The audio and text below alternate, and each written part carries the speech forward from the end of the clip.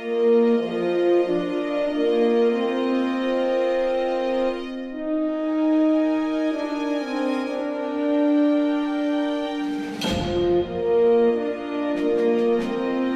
all, it's BirdOPrey5 again. Good to see. Well, I can't see anyone, so good to be back. As you can see, I'm still quite happy. I still love these graphics by ACIDesigns. Really helped get the channel together here. Thank you again so much, ACID. And ACIDesigns info will be in the video description. All details on how to contact him, see his other work, him or her. You know, I'm not 100% sure on that, but he or she is very talented. But this is not going to be a happy video. This is going to be an angry video. This is going to be a little bit of a rant, and unfortunately, a rant at one of my favorite channels, which is the Science Channel. Not to be confused with sci-fi, but just the actual Science Channel, where you would expect to see at least some science. Okay, so Science Channel is maybe one of 5 or 6 channels I ever watch, and during those few weeks that Better Call Saul is on AMC, or Game of Thrones, Silicon Valley, or Veep is on HBO, I add those channels to my daily list of places, well, to my DVR to record, really. Otherwise, Science Channel, History, FXX, only because of The Simpsons, BBC America, and 1 or 2 others. Those are the channels I watch. And Science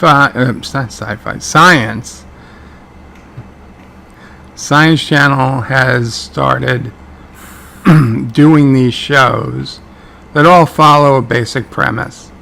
And one of them specifically that has gotten me more upset than usual is called Strange Evidence. That is Sassy. That's Sassy the Beagle.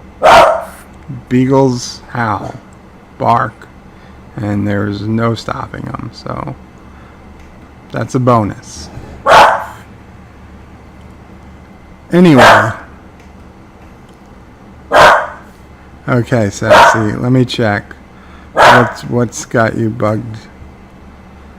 There is absolutely nothing going on.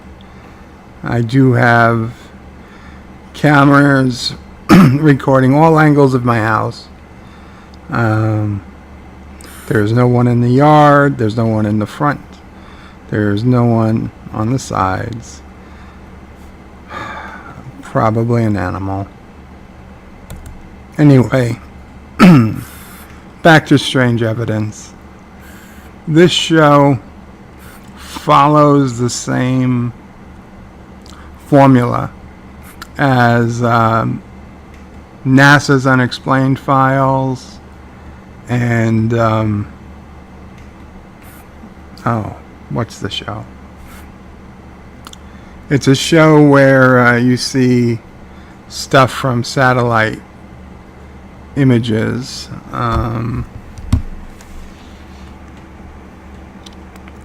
It's called What on Earth? So What on Earth, NASA's Unexplained Files, Strange Evidence, they're all hour-long shows. The basic premise is that there'll be 4 or 5 mysteries during the show. And basically they spend maybe 10 minutes or 8 minutes going through all the things a mystery isn't before in the final 2 minutes they tell you what the mystery actually was. Or in some cases they really don't know what the mystery was. But for the most part, they know what it is in the end. So, I mean, these shows are an hour long. And I get it. They want to make, they want to fill up their time because, frankly, they don't have a lot of unique content on these channels. But they stretch this out so long, it's painful. And the first episode of the first season of Strange Evidence, Stranger Things, of course, being the much better Netflix show, but Strange Evidence on Science Channel, episode 1, season 1, first story, got me so upset that I stopped watching the series for a year. And I will show you a few pictures. I don't want to do a whole video and start out with copyright strikes, but I'll set it up for you. Basically, the first quote-unquote mystery is a convenience store surveillance camera has a man paying, and all of a sudden his pants catch on fire. Actually, it looks like they're exploding. There's sparks shooting out everywhere, and it looked painful. It looked dangerous. You could tell the guy was probably injured, but it was clearly coming from his pocket. And so you don't have to have a PhD, master's degree, or really any degree to realize something in his pocket was on fire.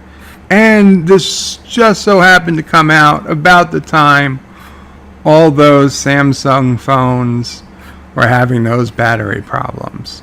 So you knew on the news that, cell phones were unfortunately exploding in people's hands and people's pockets. It looked pretty clear that that's what was happening. Do they just tell us that it turned out to be a lithium-ion battery and, explain why maybe lithium-ion batteries have this tendency to explode, explain the science behind that? No.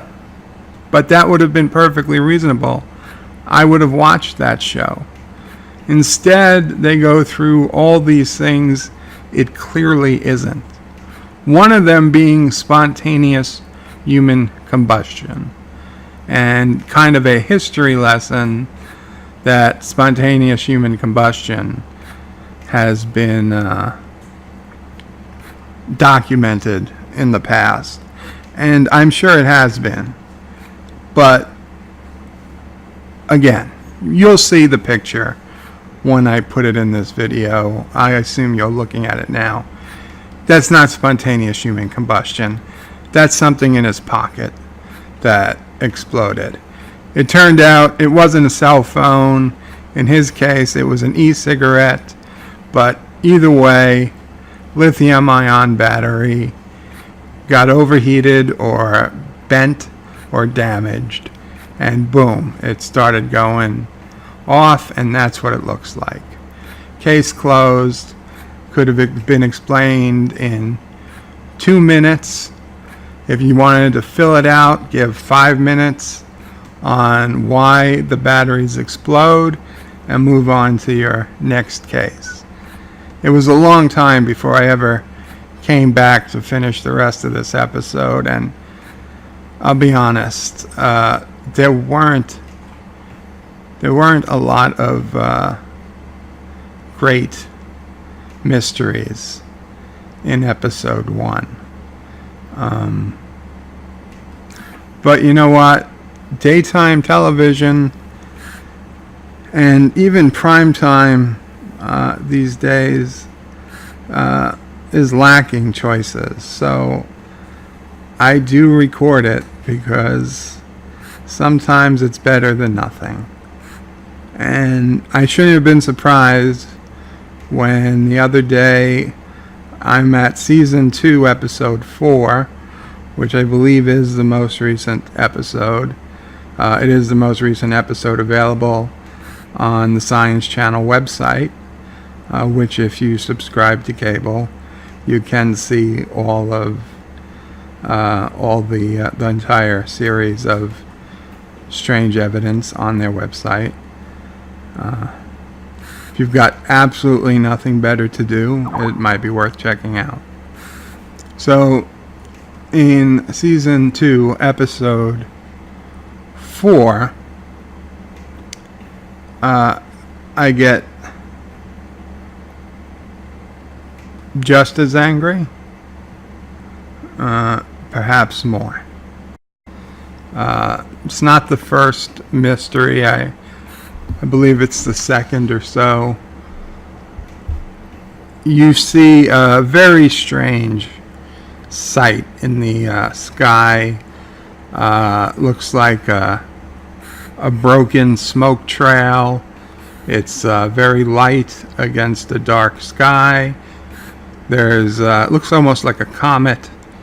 There's some object clearly at the front of this trail, and a second object looks like in a circle behind it. You'll see the still pictures, but for those who are just listening, it's a shocking picture, and it's being taken from dash cams of cars on Los Angeles freeway.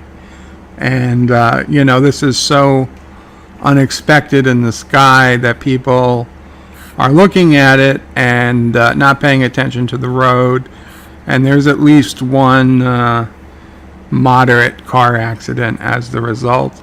And I'm not surprised. Looking at it, I'd be a bit weirded out too, because offhand, immediately, I probably wouldn't know what it was.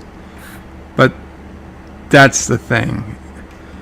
Within 10 minutes, I probably would know what it was. And I'm sure everyone by that night in Los Angeles knew what it was. And clearly the people who put this show together knew what it was.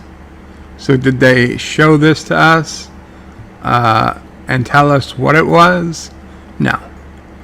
They show this to us, then they claimed they bring the footage to some specialist in New York City who, I don't know,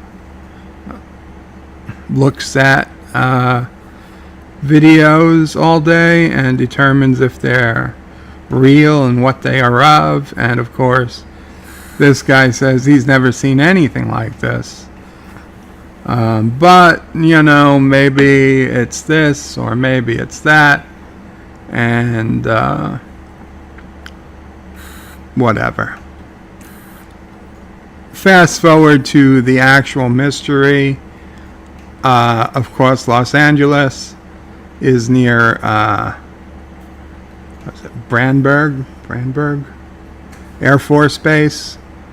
It's where they launch rockets out of in California, and there was a rocket launch that night. The trajectory took it over Los Angeles. The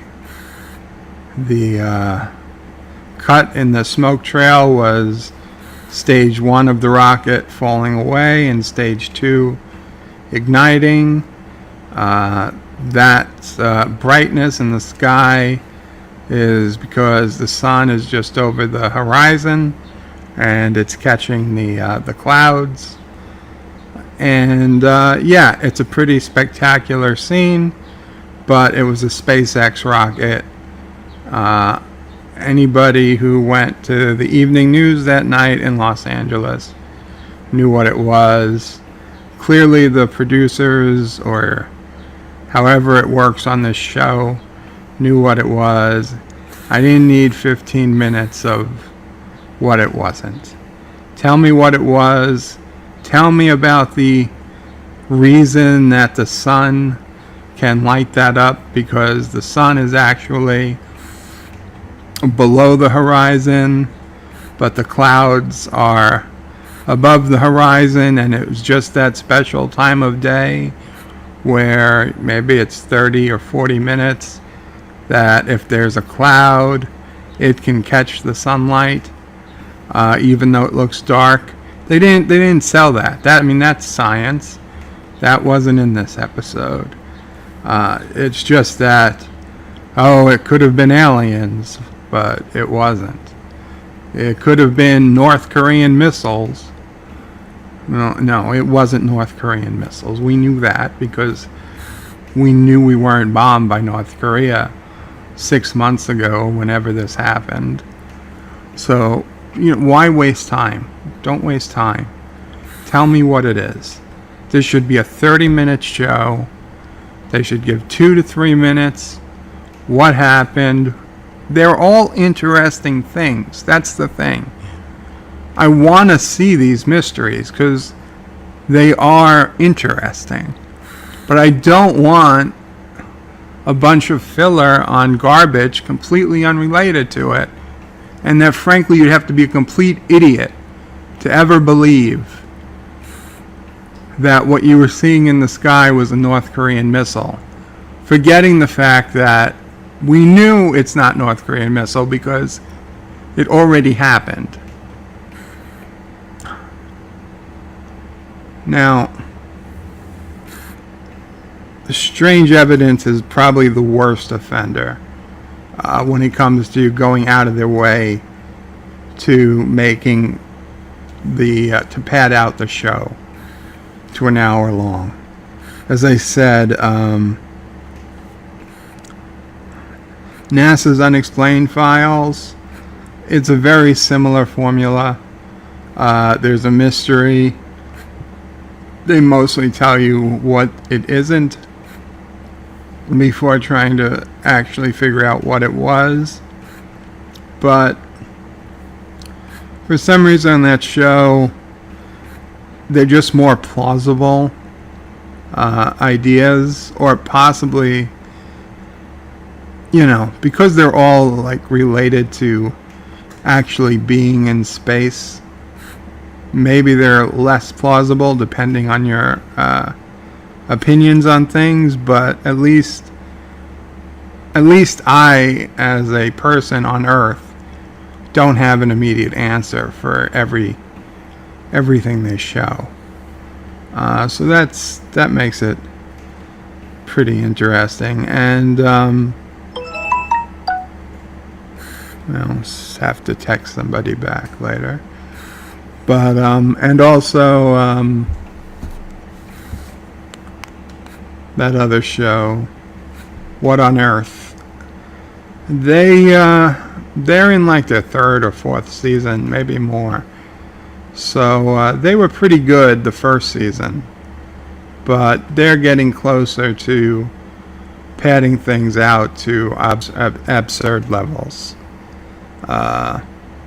These are all hour-long shows. Science Channel, if you're listening, cut these to 30-minute episodes. Cut out the filler junk.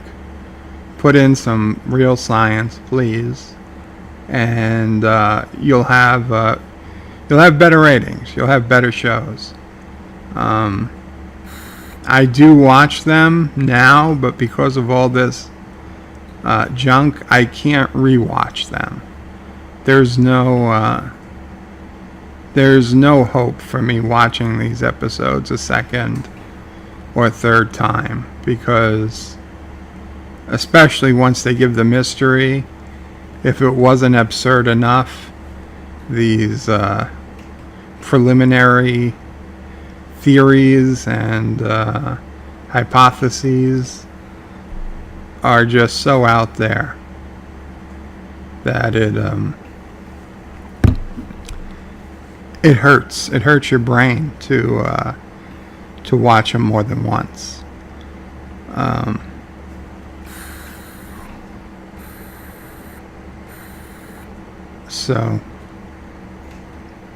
But that said, Science Channel, still one of the few channels I do watch. It could be better. It could always be better.